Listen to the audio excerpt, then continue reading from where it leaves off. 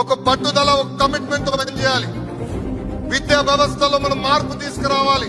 Andhra model of education ప్రపంచానికి మొత్తం చూపించాల్సిన బాధ్యత మనందరిపైన ఉంది.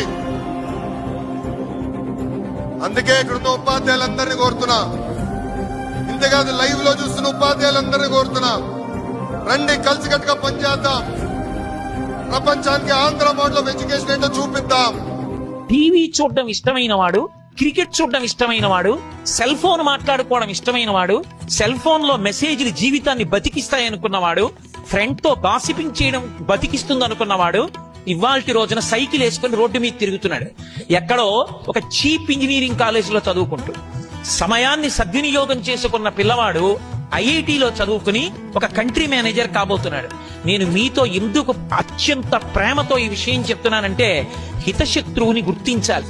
అప్పటికి సంతోషాన్ని ఇస్తుంది.